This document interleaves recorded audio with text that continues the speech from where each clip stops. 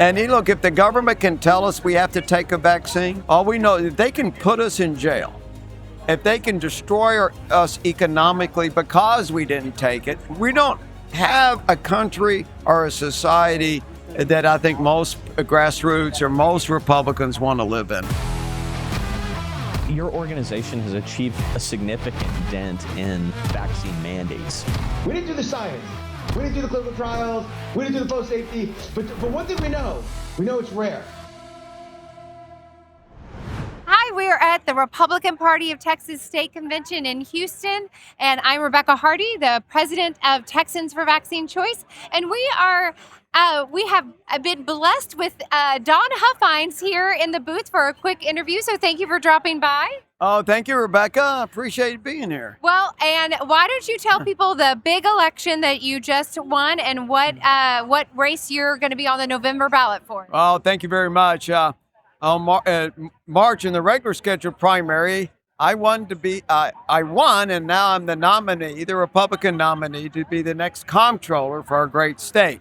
And it's a super important position, handles all the money, it collects all the money, manages the money, and it tells the legislature what to spend, and I also sign all the purchase orders for 200 state agencies. And Rebecca, do you know how much the state of Texas spends every day, 7 days a week? Mr. Huffines, I thought this was me interviewing you, but Yeah, I don't know. Why don't you tell me, how much do we spend as a state? Over Every day. $500 million every day. Every day. I don't know about most people, but I can't even really wrap my brain around $500 million a day. So that's a lot of money. Yes. So I'm excited. I know that the message of Doging, that your campaign slogan was Doge Texas. It's time. This is the day and age of Doging. It really is. And my message resonated so well with the voters. I won in a huge landslide. And now I've got to win in the fall against the communists. I think we'll do that. Yes. But it was no runoff for me. It was an incredible victory, and I just want to commend you for your campaign, and because it was a four-way race, right? That is correct. And that is not an easy thing to do, to win outright in a primary with no runoff. So well done. Thank you. And it was formidable competition. Yes, it was. Hats off to my competition, but. Well, that is very gracious of you. Thank you. Let's shift gears a little bit and just say, you were one of the, when you were a state senator, I love to tell the story that you were kind of holding the line on vaccine choice and all of the things that we stand for before we were even birthed. So for that, I just want to officially thank you. But more than that, why don't you kind of walk me through why vaccine choice is important to you? Well, I'm a liberty lover, as you know. I really believe in freedom and liberty. And I ask a simple question: what's more important than our medical freedom, our medical liberty? Nothing. If the government can control what we do with our medicine, what we want to do with vaccines, there's nothing left. They already take all of our money. They control all of our wages. They tax us out of our house and home. But really, for them to tell me and my children and my families or anyone else what they can do if they have to take a vaccine, there is no liberty if that happens.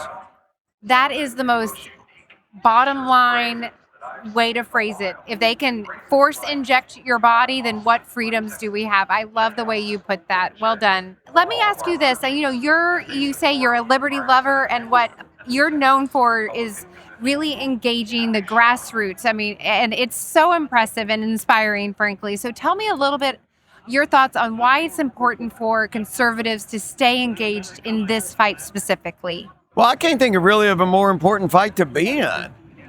This is what you're doing is the foundation of liberty. Yeah. It really is. We can have financial liberty, but our personal liberty is everything. And what's more, like I just said, what's more important than our medical freedom, our medical liberty? And look, if the government can tell us we have to take a vaccine, the government can tell us what to put in it, and we don't even know what's in it. All we know is they can put us in jail. if they can destroy us economically because we didn't take it, because we didn't wear a mask or whatever, we don't have a country or a society that I think most grassroots or most Republicans want to live in. Well stated.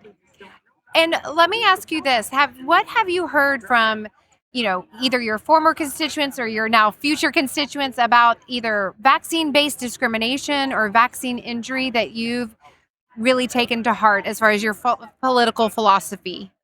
Well, several years ago, I did meet with parents of vaccine injured children.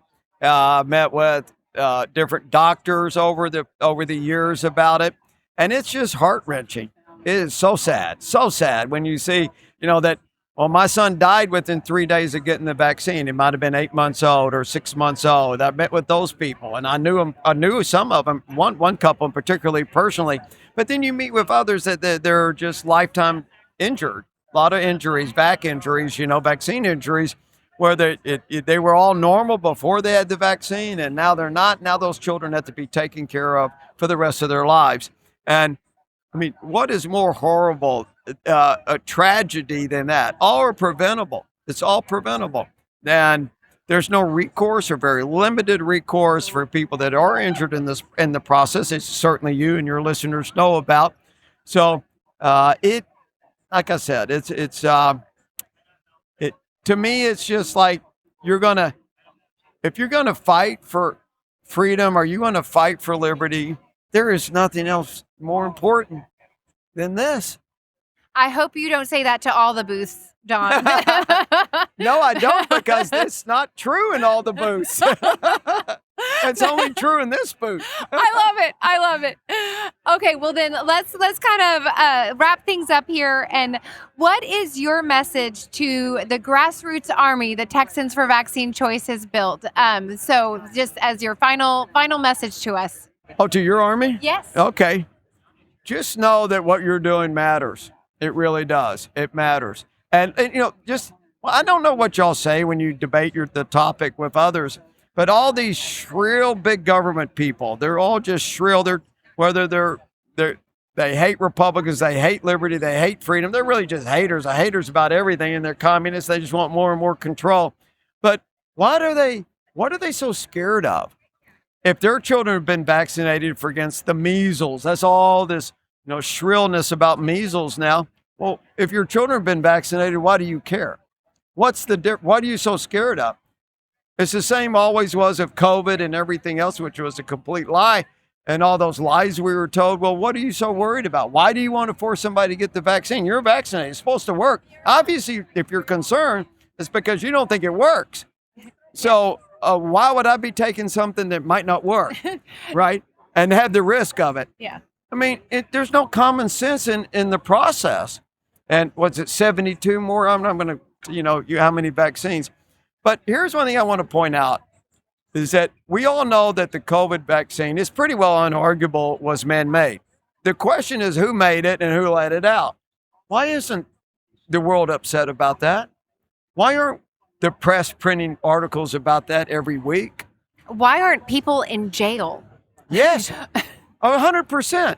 I mean, Rand Paul he had a countdown of how many days were left to put Fauci in prison. Yes. On his website. And and he's not in jail because no one seems to care about any of it. Millions of people died.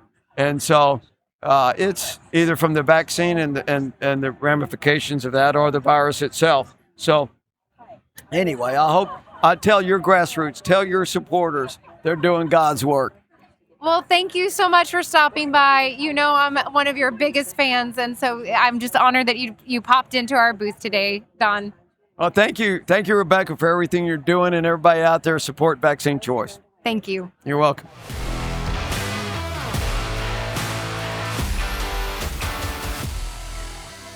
Thank you for listening to the Shot Callers podcast. Please, if you found value in this content, rate us and share the podcast with a friend. It's a great way to get the message out and to empower everyone to make informed decisions.